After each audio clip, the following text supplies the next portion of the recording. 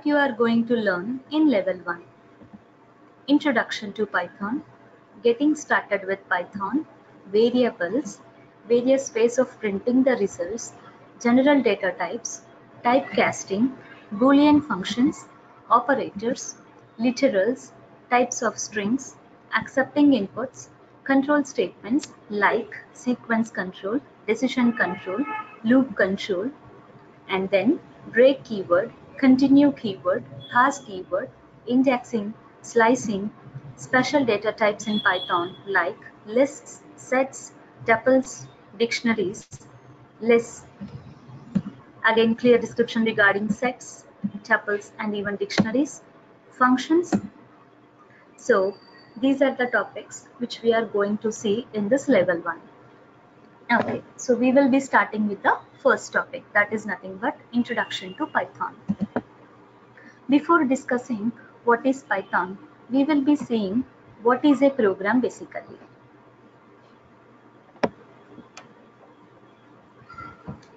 This conference will now be recorded. We heard the term program for many number of times, but what exactly program is? Sequence of instructions that are needed to be executed in order to get the results. Let us say I am giving some instructions to the computer. I am giving some instructions to the computer. What the computer will do? It will resolve these instructions step by step, and it will be giving the output, result, answer, or anything we can call. So what is a program basically? Sequence of commands or sequence of instructions given to a computer to get some result is called as a program.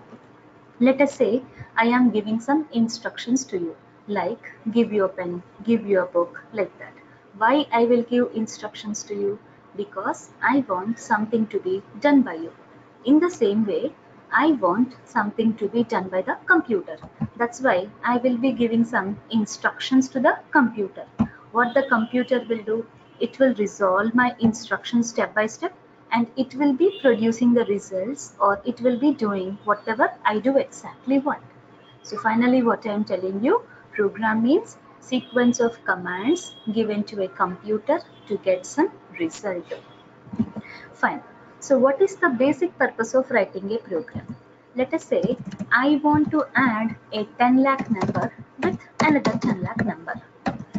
Without writing the program, if I want to do this manually means how you will do? Generally, like you will be putting the numbers one down to the other, and you will be performing the task. If you do the task manually like this, there will be two problems. The first problem is I might be putting 4 plus 2 as 8 because I am a human being. Definitely, I do mistakes. But if the same task is done by a computer program, it will never produce the erroneous results. It will never produce the erroneous results.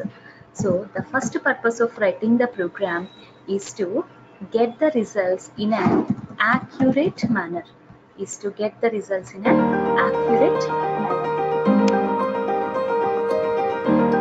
Next.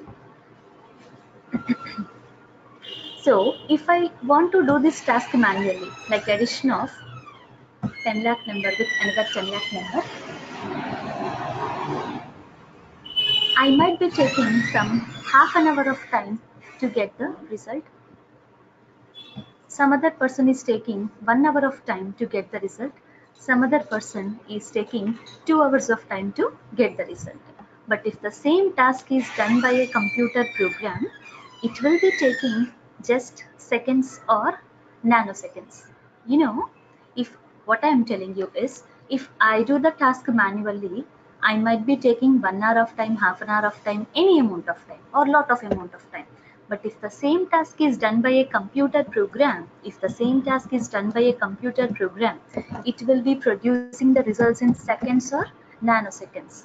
See, for us, 1 second is negligible, but for computer, 1 second is so high. Actually, it will be having 1000 nanoseconds in 1 second. So the second purpose of writing the program is to get the results in a faster manner. What is a program? Sequence of commands given to a computer to get some result is called as a program. The purpose of writing the program is to get the results in a faster manner and also to get the results in an accurate manner. Yes. Then, in order to fulfill our task, we are writing the code. Yes. Why we are writing the code? In order to accomplish our task. That's okay. But we will be writing the code in two ways. First is by using programming languages, you can write the code, and even by using the scripting languages, you can write the code. What is the basic difference between programming language and scripting language? We will be seeing now.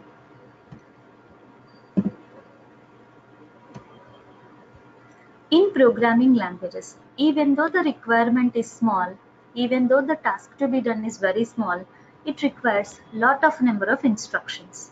Okay, the task to be done is very small, but still to accomplish the task, we require lot many instructions. So as the number of instructions are less, more memory is required. So we can say that cost of maintenance is high, we can say, and even we can call programming languages like heavyweight. But in case of scripting languages, what will happen? In case of scripting languages, even though the task is small, the task to be done is large anyhow, within less number of instructions, we can fulfill that task.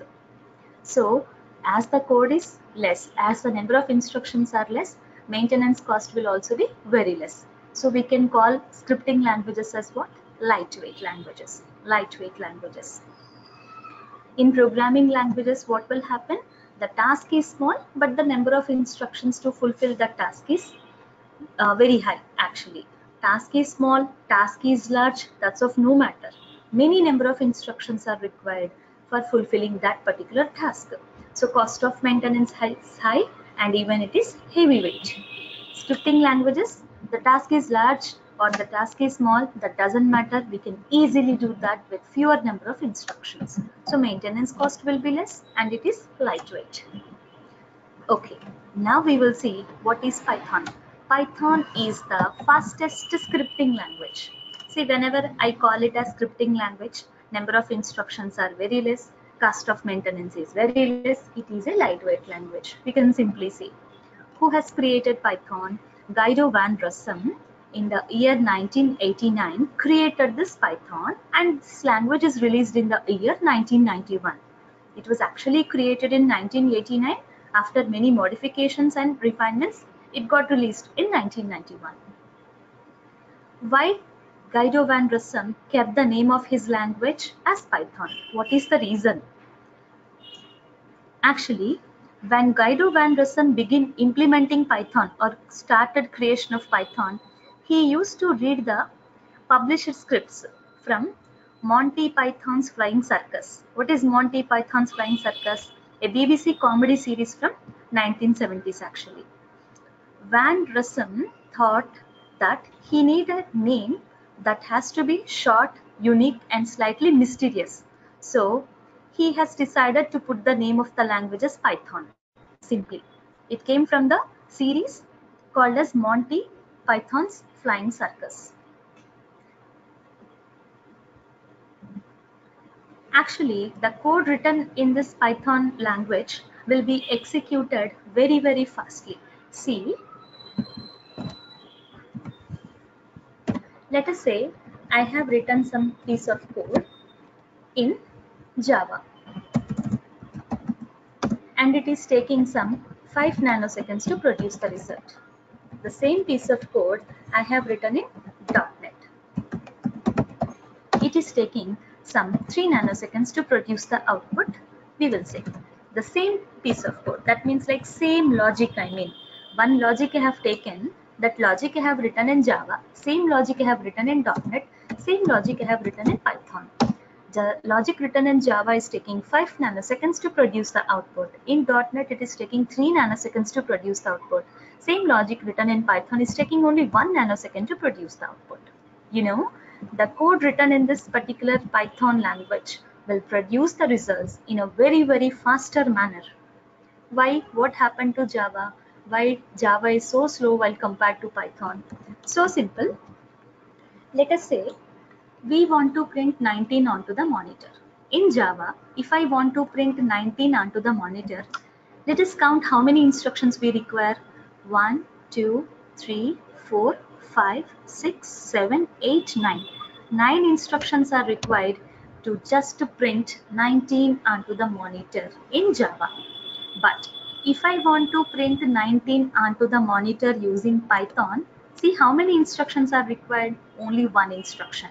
Just one instruction. That's it. See, in Python, as the number of instructions are less, the code will be executed very, very fastly. Right? Here, for small thing, 9 instructions are there.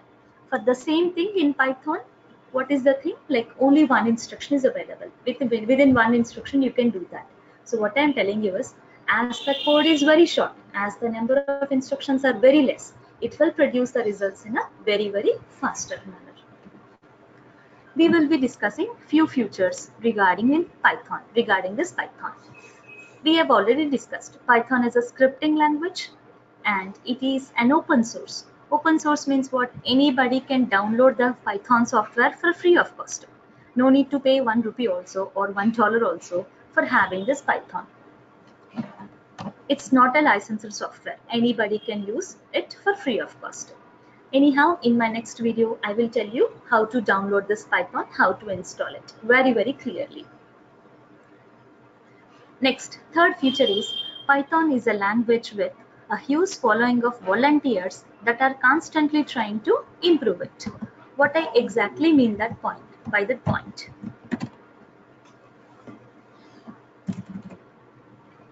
Let us say I am a Java developer, okay? From the last 20 years, I am working in Java. I am having very good command in Java. So I thought that if X future is there in Java, it will be so good. I thought like that. But that X future is not there in Java. But I am very good in Java. I have a lot of experience and knowledge in Java, right? So I am writing the code for that X future. I am writing the code for that X future and I am contributing that code to the Java community. I am contributing that code to the Java community. From now onwards, in Java, that X feature has been added. Similarly, I thought that if Y feature is there in Java, it will be so good. But that feature is not there in Java. So, what I have done is like, as I am very good in Java, I have written code for that particular feature and I have contributed this particular code to the Java community. From now onwards, in Java, even Y feature came. Like that, many people are contributing the code to the Python community. Because of which, what will happen?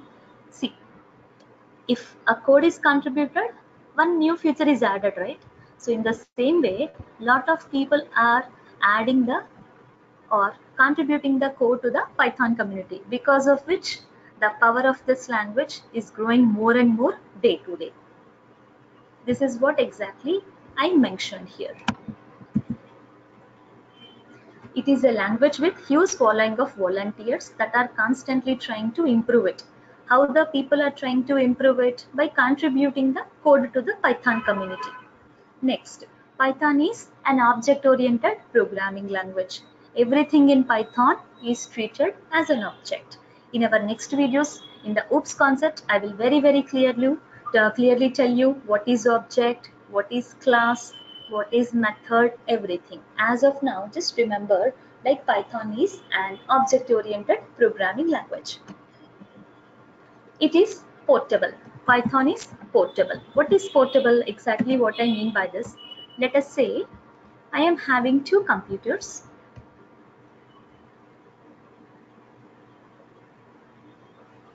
Computer 1 and computer 2. In the first computer, I am having Windows operating system, and in the second computer, I am having actually Mac operating system. In the first computer, I have written the piece of code and I have saved that particular file with the extension py. See, if it is a Java program, I will save the file with the extension Java. If it is C++, .cpp. If it is C#, .cs. As this is a Python code, I am saving this file with the extension py. Actually, I have written this Python code in the first computer, which is having Windows operating system. But you know, I can see the output of this particular piece of code in some other computer with a different operating system. Here the source code is not there. Here Python code is not there. But I can see the output of that particular Python code which is available in first computer. So I am writing the code in one computer with one OS, and I am seeing the result of this particular piece of code in some other computer with a different OS. So this is called as what? Portability. You know how we can achieve this? If I compile this piece of code, I will be getting hello.pyc. I will be getting pyc file. I can take pyc file to any computer and I can see the results. This will be covered actually in the next video. So Python is portable. That means you can write the code in one computer with one OS and you can see the result of that file in some other computer with different OS. It is flexible. It is so flexible. It's not like I'm having Windows operating system in my computer, only I can use Python. It is not like that. If you have Mac OS, if you have Unix OS, or if you have any OS, no problem. You can easily install Python and you can use. That means what I mean to say is like Python is compatible with any OS, no problem. It is having a very rich set of libraries or modules. Being the first class, we will be understanding like modules are nothing but predefined things. Using these predefined things, you can fulfill your requirements. Let us say, simple example, I will be calling A, B, C, D up to so on Z as what? Modules. So using these A, B, C, D, I can construct the sentences, I can construct the words like that. In the same way, Python is having 166,000 plus modules, because of which you can use Python in different fields or in different areas, in different contexts. Let us say there is a module called as test complete in Python. If you know test complete, or if you can use the test complete module, you can create automation test scripts. You can create test scripts in Python. And then there is a module called as what? OpenPy XL. If you can use this OpenPy XL module, you can work with the Python files, Excel files with Python. You can just write a Python script to open the Excel files, to put some information in the Excel files, to close the Excel files, to read the data from the Excel files. You can perform operations. Similarly, there is a module called as what? Django. If you know Django module, you can create the websites or web applications using this Python in a very faster and easier manner actually.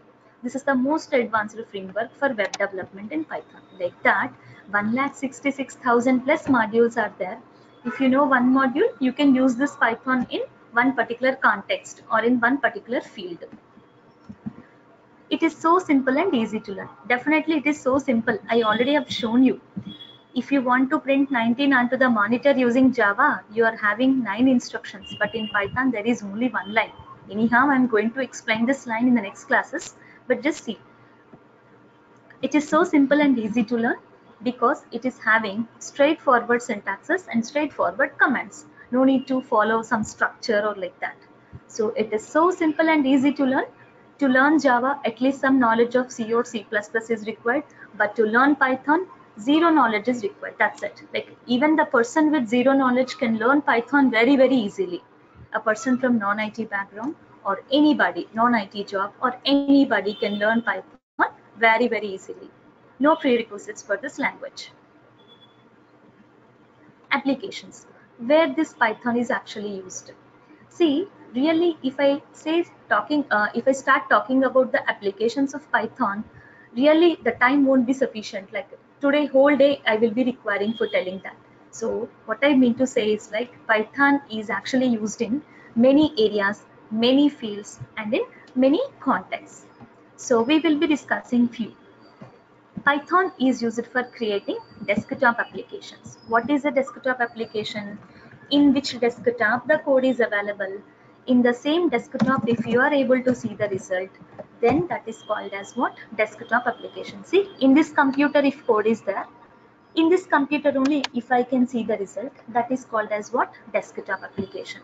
Using Python, you can create the desktop applications. What is a web application? Right? Web application in the sense like what?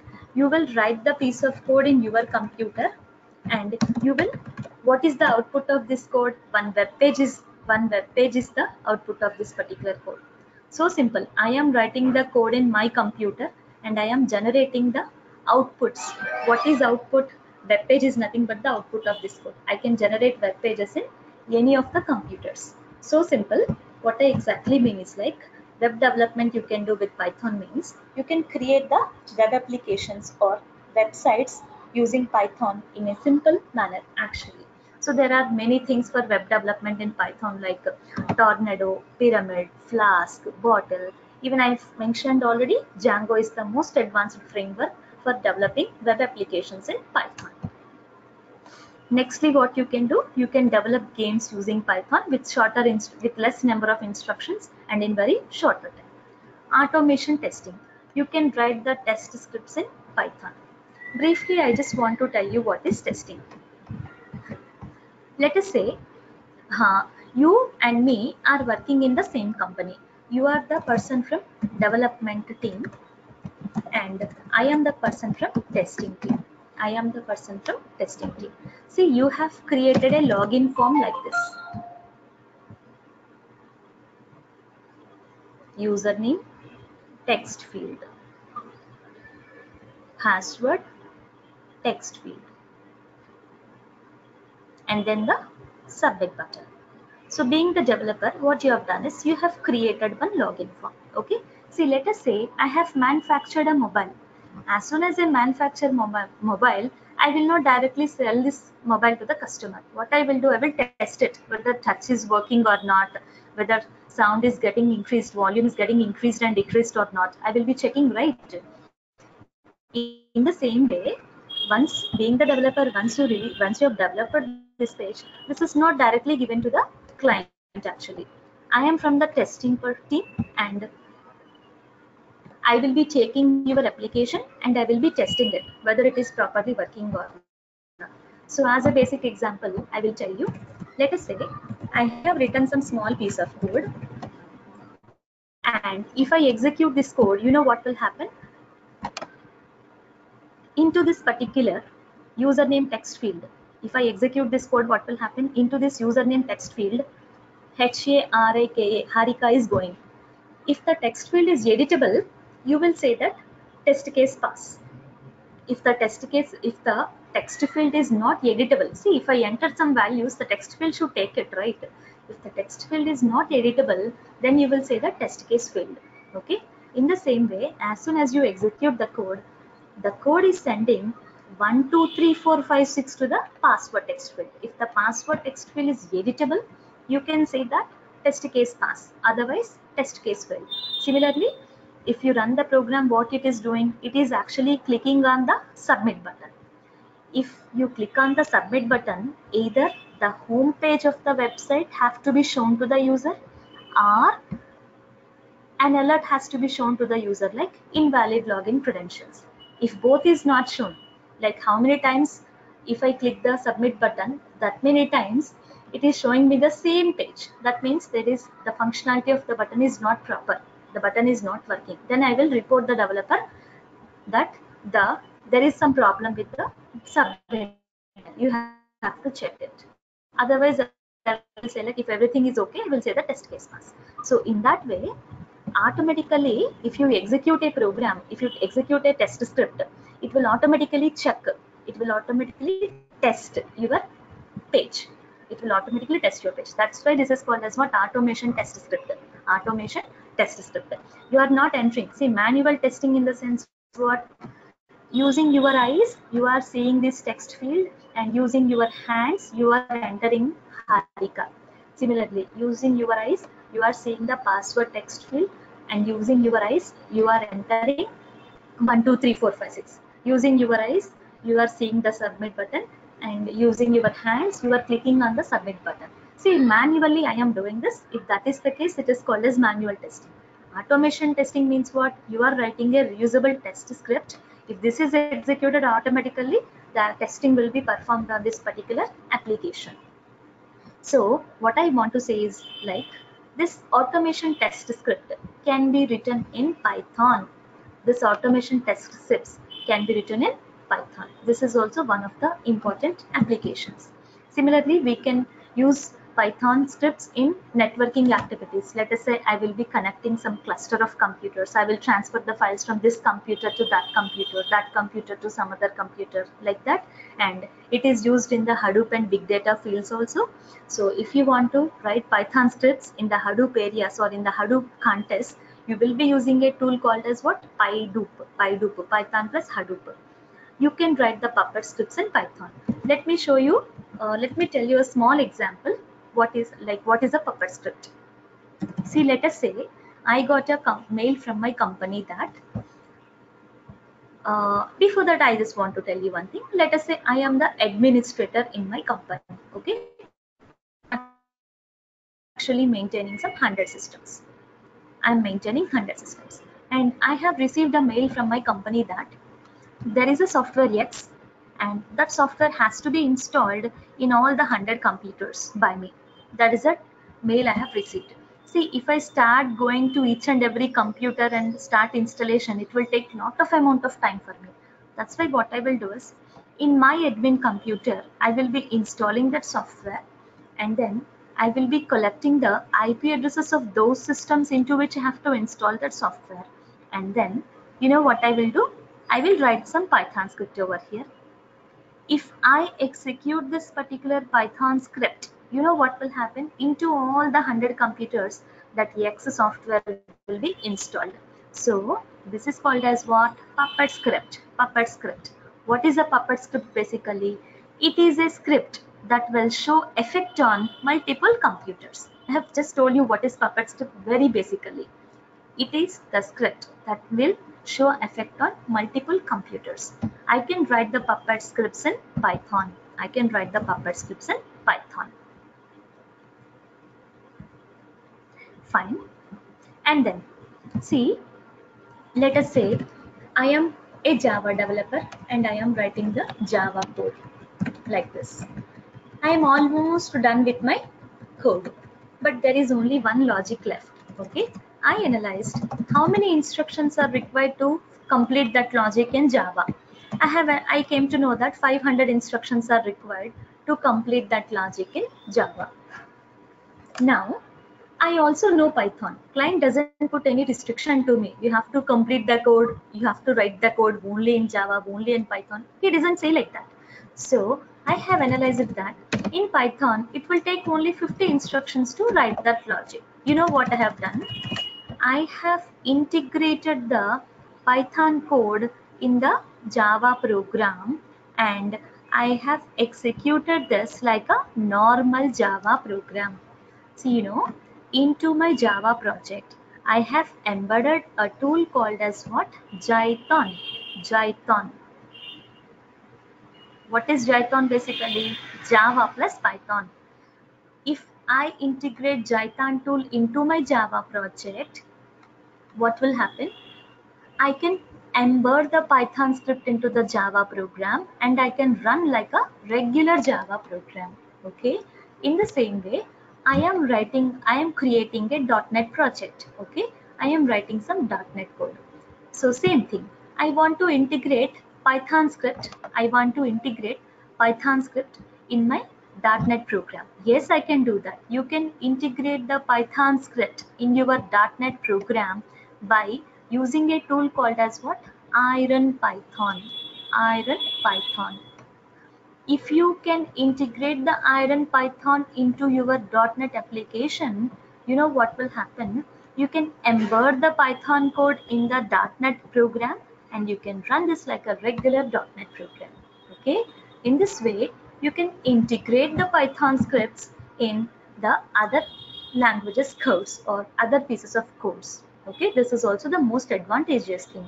So you will be using Python in web scraping. What is the basic idea of web scraping? That is nothing but to collect required data from the internet. For that also you can write Python scripts. You will be writing the Python scripts for performing the activities related to data science in the artificial intelligence fields. In the robotics area also you can write the Python scripts. Let us say I want to write a script which can lift the which can lift the hand of a robot. Okay, so for that also I can just write the Python script. So like that, anywhere in many contexts like this particular Python is used to. See, generally Java will be learned by Java developers, or .NET will be learned by maximum like .NET developers. But Python is not like that.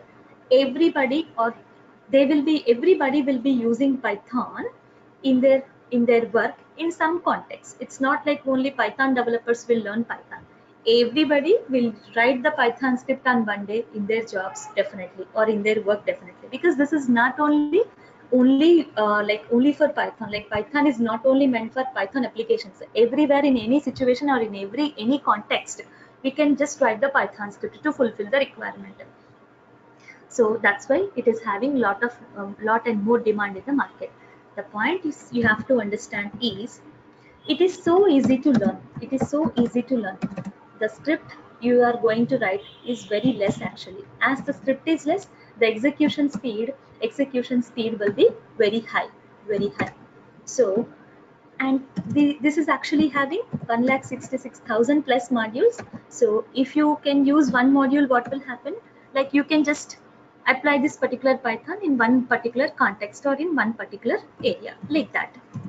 So that's why Python is having a lot of demand in the market. I already told you, not only the Python developers, anybody or everybody can use this Python in their particular works or to just fulfill their requirements.